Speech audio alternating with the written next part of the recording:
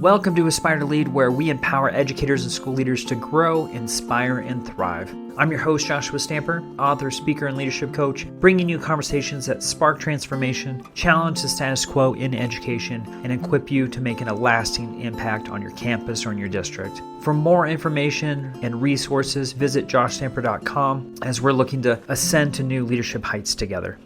Welcome back, aspiring leaders. I am so excited because I have a great friend of the podcast who's been on several times, actually probably more than several, Mr. Evan Robb, who's out in the Virginia area, and he is a principal, author, once upon a time podcaster, but he's doing all kinds of different things in the world of education. And I'm just so excited to have him back on the show. So with that, Evan, thank you so much for joining me. Hey, Josh, thanks a lot. I remember the first time I was on your podcast and I became really hooked on just all the work that you were doing and been just listening to them ever since. And you're doing great work, and I'm real excited to be able to be back here with you. Oh, man, I appreciate that so much. And for folks, you got to understand, Evan is like my sounding board. I have come to him so many times over the years in regards to leadership and this podcast and just working with, so many folks. And so I just appreciate you so much, Evan, and your wisdom. And I can't wait for our episode today because I want to go back in time, Evan, as to you as a young leader. If you can have that mindset, I want to talk about that because, as you know, I'm kicking off an Aspire to Lead cohort, which is starting here on December 1st. We're launching, and I've got some founding members and just a few more founding member spots left. So if you're interested, I want you to make sure that you're reaching out, going to joshstamper.com and that cohort section to find out more. But that is really to help those who are looking to level up. And I know there's so many people that are starting that leadership journey and they don't know what to do, what steps they need to take to even get to the position that they're seeking. And Evan, I'm wondering, when you were starting your leadership journey, was there anything that you did that you felt was like so extremely beneficial to the growth of your young leadership journey? Yeah, I think there were some things that were really beneficial, but there were some things that were really bad that I did that ended up, being beneficial because they helped me kind of reframe, my understanding of leadership and my understanding of the position. I kind of came into the principal position young. And as I look back on it, probably a little bit too young. So in 1997, I was hired as an assistant principal in a district that's near to where I live. Just happenstance and weird things happen in life. But the next year I found that I was promoted to principal and in charge of opening up a junior high school with 1,300 students at 32, 33 years old. That was a little bit overwhelming for me. And I think one of the things that, as I look back on that time, I had way too much confidence in my ability to kind of execute and do what I needed to do to help launch that school, and learned an awful lot and some hard knocks along the way to kind of figure out, who am I as a leader? How do I work with a staff, with kids, with a community, and, collectively get people on a journey to hopefully becoming a really effective school. But I would say that if there's one thing that I learned that I would share with your audience is I felt that I needed to know everything. I needed to be everywhere. I needed to do everything. And what I got out of that was a lot of personal frustration, almost to the point of not wanting to do that position anymore. And a lot of late nights where I wasn't getting good balance in my life at that time. And I know that you're an expert on that, Josh, and maybe something that we can dig into. But way too many nights sitting at my desk, eating a frozen meal, waiting for a basketball game or a concert, neglecting my wife and my children, and not getting balance. So over time, I did learn how to balance. That's because I was able to work with some really good people who helped me along the way. But balance was something that, as I reflect back, I learned balance in my first few years, but I did learn it the hard way. Oh, for sure. I've got several folks that are in this cohort already, and just doing introductions and meeting them, it sounds like they have done a lot of different things as far as joining committees and trying to do different, like you said, going in and being the admin on duty for basketball. And it's like, well, I understand you need to get experience in that, but that's also not going to get you the position that you're seeking. So let's maybe push your efforts in other ways to get yourself into either an instructional coach or an administrative, career. And for you, Evan, did you feel like there were anything that you did at the campus level or at the district level that you felt like were great experiences? Yeah, I spent a lot of time getting involved in the instruction that was going on within our division, sought out a lot of PD opportunities to learn about instruction. We're going back in time a little bit here, but I come from an era where the high school principal in the small community was, and I don't mean this in a disparaging way, but was often like a high school football coach, because they were really prominent and they were out there, and that's good. I mean, people that are committed to athletics and love showing up at games, fabulous, and you have to do that as a principal. But I went through a time where there was a lot of shift in styles, of what a principal would do, and over the late 90s into the 2000s, start shifting more and more into instructional knowledge and how can you work with a team to build instructional capacity within a building. I think the other shift that I saw was back in the late 90s, early 2000s, you would hear a lot of talk about the principal being the instructional leader of the building. That was really popular through research from Effective Schools, and that was very popular in the early 1990s. And yes, I mean, the principal is the instructional leader, but not the sole instructional leader of a building. And one of the things that I learned is that as you work on building capacity, increase your knowledge, seek out opportunities to enhance your understanding of instruction in a very broad way. Hopefully that's research-based and based off of best practices, and then building the capacity of people that you work with, elevating them to instructional leadership opportunities also.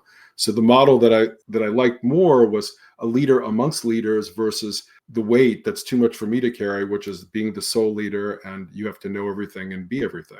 I definitely did all those internships things. I mean, I was the admin designee at games, and back to school nights, and that's good, and people need to do that. But I would encourage anyone to really work on the instructional side of being a principal, and also, how do you work with staff to build capacity within the building, instructional capacity, and then how do you work on culture and mission and vision and get things to all tie together to have an effective school. Yeah. I want to talk about something you brought up earlier, Evan, is the average length of a principalship is typically 3 to 4 years. And I feel like that number consistently is going down because of what you were talking about, right? Of working insane hours, feeling like you had to take on the entire world essentially and make sure that you're staying up there all hours of the night and trying to find that balance. And so I'm wondering, and this really stems from just talking with some administrators right now, of them in the position for a couple of years and saying, you know what, I'm just not finding joy. Like, how do I regain that? And for yourself, did you ever go through those valleys? I did, and, as I was saying a little while ago, at around 32, 33, I had serious thoughts about leaving the profession, thinking about going to law school or just doing something completely different. But I was able to reframe some things within myself. And then ultimately I was a building level principal for 24 years, which is, I think it's something to be proud of. On my worst days, I think it's something that it's like, oh my gosh, what did you do? It's crazy, too much time. But what I would say is a couple things. To find joy in the position, you have to learn how to make sure that you're focusing on things that are good and positive, because so much comes at you as a principal and you can get so knocked down with negative things that come at you, challenges that come at you, and you lose sight of the good things that are happening in your building, either perhaps because of you or because of the team that you have in the building. You need to keep focused on those kind of things also, because I think when the job really wears people down, it wears you down physically because you're putting in really long hours. And I know for me, when I'm really tired, I might have a harder time focusing on things that are uplifting and positive, and I might perseverate on some things that are kind of negative. And that's not good. And it's really, really bad in the leadership position. If you're the principal that's walking around the building looking angry or frustrated or miserable all the time, that impacts the culture of your building. And you and I've talked about this before, that as the leader of a school, you do set the tone. So if you're a positive person, if you're someone who's uplifting, if you're someone who's having conversations with kids, trying to get out in classrooms, making sure those things are a priority, because your day can really get completely controlled by what's in front of you and I right now. You can do really good things within a building, but it is certainly a challenge. So you had talked about the balance component of the profession with family. Were there some things, maybe boundaries that you put in place to help you feel like you had a balance? Yeah. As I look back, a couple moments I really remember. So I won't name people specifically, and this was a long time ago. But when I was in the rhythm of being at everything, doing everything, I think this was my second year being a principal. I recall one evening where my son had a cross-country race and I wanted to go see it. And there was a concert, it was an event that night, let's say. And so I went to my son's cross-country meet. And then the next day I came in, and two of the people that were associated, who were staff members with the event, were really frustrated that I wasn't there. And I just realized that, I understand that they were frustrated, but, I need to be part of this equation too, and work on finding some balance. So that was kind of a, watershed moment for me, where I just did some redefining, thought differently about my presence and how long I had to be an event, or how to share those responsibilities with other people. I don't want to communicate that I stopped going to things. I didn't at all, but I got more selective. I was more careful with how long I would be an event, and worked with my admin team to kind of divide things up to make sure that we were able to be where we needed to be, but also make sure that we were able to be with our families too. I found that to be really important. And then I think, over time, the success in the position depends an awful lot on having the right people around you who you can really work well with. That means the right admin team around you and staff in the building that, that you're well aligned with, and that buy into, the vision and kind of mission that drives you. And when those things are in place, good things can happen in a building. I was lucky in my first position back in 1998 as a principal.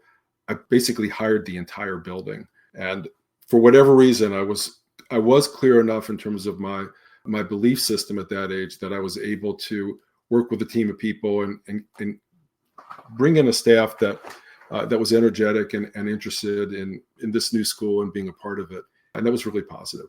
So looking back at the longevity, because the number you said, Evan, was 24 years? 24 years. That's a lot more than most folks. So was there anything that was a component that you put in place that helped you with that longevity? Yeah, I think one of the things is more of a personal thing, which is, I like being around students. I like to be able to go in classrooms. I find a lot of joy in that. I learned to like the roller coaster that is the principal position, and then learn to find joy in that. And then eventually got to a point where that's what I wanted to do. So I think when I was younger, if you would ask me when I was 32 years old, I probably would have mapped out, a career path. I want to be a department chair. I want to be an assistant principal. I want to be a principal. I want to be, a supervisor of instruction, director of instruction, all the way up. And at some point along the way, maybe about 5 to 10 years in, I realized that, no, this is actually what I wanted to do. And I'm not disparaging people that are in those other positions. They are important. They do great work, and everyone is needed for education to be successful. But for me personally, I just came to a place where I realized that that's what I wanted. I just wanted to work in the building. I wanted to work with people, work with kids. And then once I came to that, I found a lot more joy in the position also. What about the wellness factor? Because you were talking before and I was laughing because I was thinking of going to a band concert, being in my office, eating a Snickers bar and slamming down another coffee. And that essentially was my dinner. And I had skipped lunch, and I don't remember if I had breakfast, right? So as far as the wellness piece of it, were there some changes that you made over time, or did you feel like you were consistently doing negative things to your body? I can't imagine you doing that to yourself, because I feel like you're a pretty fit guy. Never really negative. But when I was a young principal, I was absolutely, not eating well, not exercising, gaining a lot of weight, feeling really unhealthy. And, as part of when I started realizing that I needed this kind of balance with work, balance with family, I also started understanding that I needed to take care of myself, because if I'm eating healthy, if I'm exercising, I'm more pleasant to be around, and I'm happier. And if I'm in that kind of state, I'm more effective at my job. So building in time to do that was good. I remember, this is years ago, a couple decades ago, when I was a junior high school principal, we had a really cool fitness facility within the building. The kids used to love to go in there and exercise. I would just do it with them. There was a chunk of time in the schedule after lunch, and I couldn't find time before or after. So I used to go in and exercise with the students, and they loved it. In fact, with some of the kids, the worst thing you could do if they made a bad choice was to say, hey, you can't go into the the fitness center for a couple of days. They didn't like that at all. That would have been worse for me for sure. Extremely active as a kid. But it was kind of a cool example of, okay, I'm not really able to build this well into my before work or after. So what's a way that I could build this into work and maybe also build more positive connections with kids? There have been other times where I've run with kids, who, are on a cross country team, because someone needs to keep the kids in the back company. I'm really, really good at that because I'm always in the back. but just to get out there and have fun. And then as time has moved on and as I've gotten older, I think even more keenly aware of my diet, of my ways to reduce my stress, building in time, doing things that I like outside of the principal position. Because I think one of the things that's challenging also, and you may have experienced this too, but leaving leadership positions is hard also. It's hard to get leadership positions, but at times, it's easy to kind of frame up who you are as a person based off of that position, then coming to an understanding that no, you're more than that. You can still have connections to education, but in different kinds of ways. Oh, for sure. Yeah. I think a lot of educators have that where it's part of their identity. And so it's hard to see yourself in a different role. Or when you're in that different role, to be able to morph that and to have that mindset that is now your new entity versus what you were prior to. Yeah, it's a hard transition. Yeah. I want to talk about, Evan, the passion project component, because it's not like you were just a principal. You also were an author and you have spoken all over the world and you had a podcast at one point. So where did those other projects come into? And did you feel like that helped you as a leader, or did you feel like that was just one more thing on the plate? Oh, no, I think it really helped me as a leader. I think where it wouldn't have helped me as a leader, this is just for me personally, is, to have a mindset of, I have all these great ideas and, I'm going to share them with people and they can adopt my great ideas and maybe they'll be great too. That's absolutely not what was my motivation behind what I worked on. I was really, and still am keenly interested in helping people. And so I wanted to be able to connect with people and to be able to share ideas, not from the standpoint that they're right or that they work everywhere, but just to be able to share experiences and give people things to think about. As I reflect back on some of my academic training, some of the books that I had read, they were good, but they were very philosophical or overly academic. And again, I'm not knocking that. I know there's a place for that too. But I was interested in writing and communicating from the standpoint of someone who is doing it, and someone who is a practitioner with good Monday morning ideas that might be able to help someone who's in a tough spot. And I'm very transparent in my writing. I have absolutely been in tough spots before, so I can connect with people, on that level. But I also know that, there's a pathway forward always. So that was kind of my motivation to connect, to speak, to write, to blog, to podcasts, all with a mindset of, what can I do to help this profession? What can I do to help young people? Maybe I can save someone some of the mistakes I made, because I'm also equally, honest about those in my writing, because it's real. It's part of who I am, and I don't nothing to be ashamed of. But I also share my pathways forward. If people haven't checked out Evan's previous episodes, I definitely want you to go back and listen to those too. Evan, I can't remember if it was last time or the time before that you were on, you had made that shift to private school as a principal. And so I'm curious what you're currently finding joy in, since we talked about that, in your current role in that new position. A lot of parallels. Your private school has a lot of similarities, to public education. You and I've talked about that. There are some differences, and that doesn't make them good or bad. It's just different. What I do find is kids are all the same. They like to learn. They like to make connections. They particularly like to learn things that they're interested in, and they need adults who believe in them and want to lift them up. And I think one of the things that's been nice within a private school is because it's smaller, it's much easier to get away from your desk and to get out. And, one of the things that I know you've learned this along the way too, but you can't lead from your desk. You got to get out there. You got to make connections with teachers, with parents, with community members, and with kids. And that is where I find the joy in what I do. And I guess at the bottom of the bag, that's where I've always found joy in the professional work that I do. I still enjoy doing the instructional side. I still enjoy PD and all the other elements, that are part of the position. But at the end of the day, it's really about relationships and connecting and creating opportunities for staff to flourish and for kids to flourish.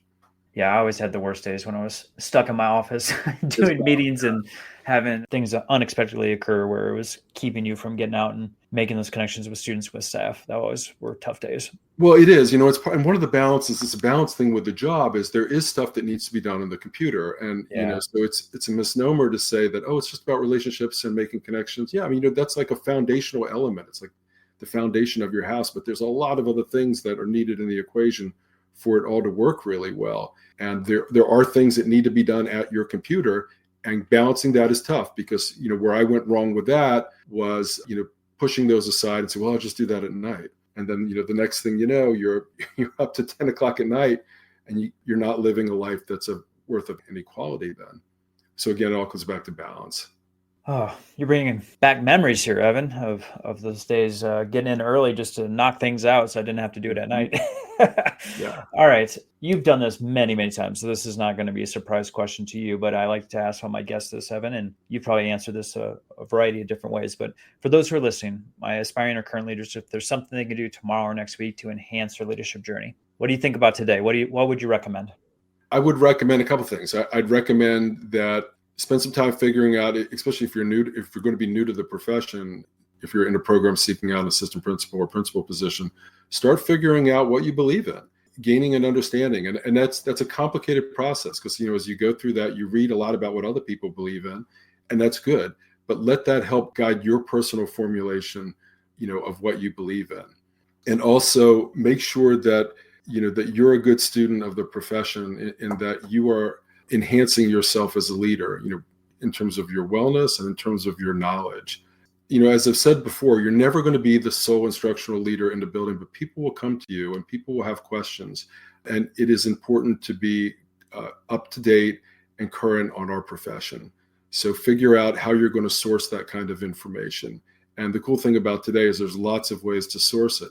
I mean, this podcast, not me specifically, but Aspire to Lead podcast, if you are driving to work every day, boy, that's an awful good thing to listen to in your car, because there are several hundred of them that you can tap into, and you can hear other people's experiences, other people's journeys. And all of that helps you kind of figure out who you are, and what you believe in. Yeah, I was trying to think of like what episode this is. I think we are at, you're 358. I think I was number 100. And I think I was one before that, like even when you were like in the 20 to 40 range. Yeah. Like I remember, Evan, this is a long time ago because this was almost 9 years ago, which is crazy to think about that this podcast has been going on that long. But I made a list of people that I really wanted on my podcast based on what I saw on social media and who I knew of, like as far as authors, speakers, that kind of stuff. And we're still doing the work like you. And yeah, you were one of the first names I wrote down. And I was so excited when you said yes. So who knew? I know. We've been connected ever since, which is really, really great. But yeah, I mean, the podcast is an amazing resource. I mean, of so many practitioners, in all different pockets of education, that can be learned from. And that is incredibly valuable. And that's, I think, in a lot of ways how you learn. And I don't disparage the degree programs that people go through, but, it's one way that you learn, but you have to learn this job to some degree through the School of Hard Knocks, but learning from other people and the experiences, the challenges that they have and the successes they have can help you on your journey. There's obviously a lot of different sources that you can pull from having coffee with someone that you respect and has been in the role for a long time to, push and play on a podcast as you're doing dishes or driving. So I appreciate those kind words, Evan. And I want folks to be able to connect with you similar to how I did back in the day. Is there a way via social media or your website that folks can find more information? Yeah, if you are attached to the X platform, which used to be Twitter, I am at eRobb Principal on there, and I am at Evan Robb MBA on LinkedIn. Those are the easiest ways to connect with me. And I've been very fortunate to connect with a lot of really great people, and I welcome the opportunity to connect more.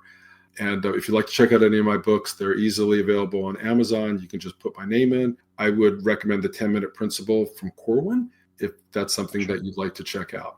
Well, and Evan, I'll make sure all those links are in the show notes too. So I highly recommend all of Evan's books, but the one that he spoke on right there, The 10-Minute Principle is fabulous. I have it on my bookshelf as we speak. I've read it multiple times, helped me in my own journey, and would love for everyone that's listening to pick that up. Of course, I want you to follow Evan on those platforms also. And if you need anything and you have a question, maybe you want him to expand on something that was discussed today or in previous episodes, feel free to reach out to Evan and he'll make sure that he is getting back with you. Yeah, you are fantastic at doing that. And Evan, you, like I said, you've spoken some crazy wise words into my life, both as a person, but also as a leader. And I'm just so appreciative of the friendship, but also just the work that you continuously do in the world of education. Thank you, Josh. I mean, right back at you. You know, I love the work that you do through Aspire to Lead. Really appreciate the connection. And, you know, again, to anyone who's new to this, if this is like the first kind of podcast that you've listened to, the opportunity to make connections is there. You just have to kind of work on getting connected, and nice things can happen. For sure. Yeah. Amen. Well, I appreciate you so much, and thank you again for being on Aspire to Lead once again. Thank you so much, Josh.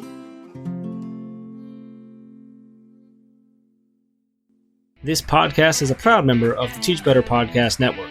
Better today, better tomorrow, and the podcast to get you there.